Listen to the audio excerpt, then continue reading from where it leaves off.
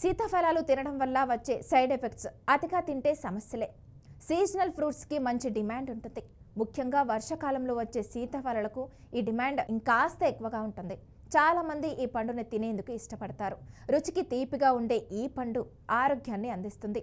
అయితే ఇది ఆరోగ్యకరమైనదే అయినప్పటికీ అతిగా తినడం వల్ల అనర్థాలు తప్పవని వైద్యులు వారిస్తున్నారు. మరి సీతాఫలాలు ఎక్కువగా తినడం వల్ల ఎలాంటి సమస్యలు వస్తాయో ఇప్పుడు తెలుసుకుందాం. సీజన్ ప్రకారం వచ్చే పండ్లు తప్పనిసరిగా తినాలని చెప్తుంటారు వైద్యులు. వేసవిలో మామిడి పండ్లను చాలా మంది ఇష్టంగా తింటారు. అలాగే వర్షాకాలంలో ఎంతో స్పెషల్గా కనిపిస్తాయి సీతాఫలాలు. రుచికి చాలా తీపిగా ఉండే ఈ పండ్లు ఆరోగ్యానికి ఎంతో మంచిది. జీర్ణశక్తిని మెరుగుపరిచి గుండె ఆరోగ్యాన్ని కాపాడటంలో కూడా ఎంతో బాగా పనిచేస్తాయి.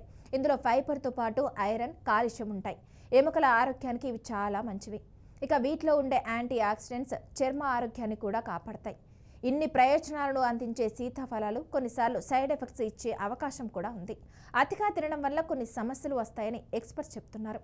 మరి సీతాఫలాలు ఎక్కువగా తినడం వల్ల ఎలాంటి ఇబ్బందులు వస్తాయో ఇప్పుడు వివరంగా తెలుసుకుందాం. సీతాఫలాల్లో ఇందాక చెప్పుకున్న పోషకాలన్నీ ఉంటాయి. ఓ పండు తిన్నాక ఈ న్యూట్రియంట్స్ అన్ని శరీరానికి సరైన విధంగా అందుతాయి.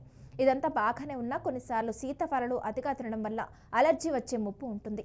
చర్మంపై విపరీతమైన దురద, దద్దుర్లు వస్తాయి. అంతేకాదు కొన్నిసార్లు వాపు కూడా వచ్చే అవకాశం ఉంటుంది. ఫ్రూట్స్ ఎంజైమ్స్ అంటే పడని వారిలో ఈ లక్షణాలు కనిపిస్తాయి.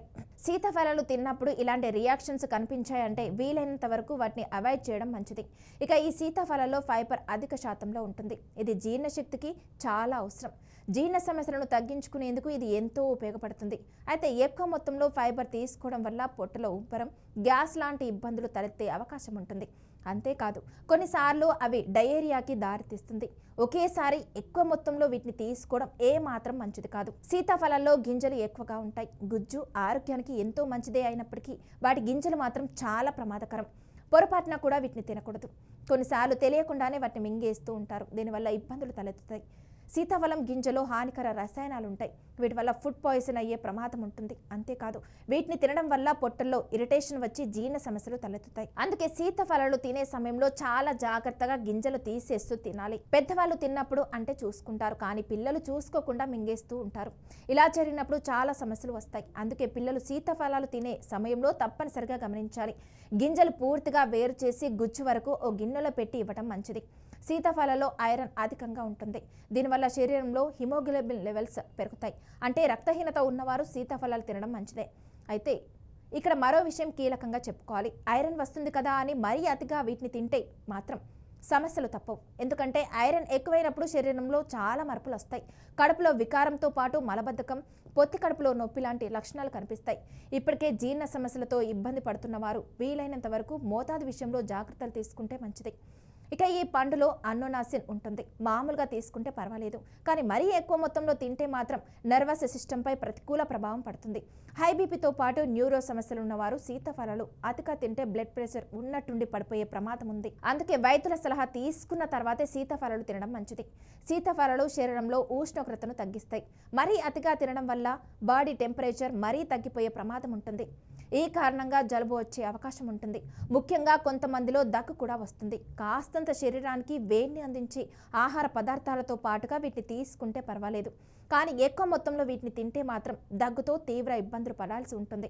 ఇక మరో ముఖ్యమైన విషయం ఏంటంటే సీతాఫలాల్లో పోషకాలు ఉన్న మాట నిజమే అయినా క్యాలరీలు కూడా ఎక్కువగానే ఉంటాయి. అందుకే మోతాదు విషయంలో కాస్త చూసుకోవాల్సి ఉంటుంది. మరీ అతిగా తినడం వల్ల క్యాలరీల ఇంటేక్ పెరిగి బరువు పెరిగే ప్రమాదం ఉంది. సరైన విధంగా ఫిజికల్ యాక్టివిటీ లేకపోతే ఇంకాస్త సమస్యలు వస్తాయి. వెయిట్ మేనేజ్మెంట్ కోసం ప్రయత్నిస్తున్న వారు వీలైనంత వరకు వీటిని తక్కువగా తినడం మంచిది.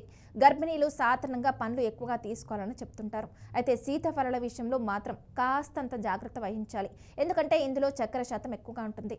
అతిగా తినడం వల్ల బ్లడ్ షుగర్ లెవెల్స్ పెరుగుతాయి. ముఖ్యంగా ఇప్పటికే డయాబెటీస్తో ఇబ్బంది పడేవారు ఎక్కువ మొత్తంలో సీతాఫలాలు తింటే గ్లూకోజ్ లెవెల్స్ పెరిగి ఇబ్బందులు ఎదుర్కోవాల్సి ఉంటుంది. ఇక గర్భిణీలు పొరపాటున గింజలు మింగేస్తే అది ప్రమాదకరం.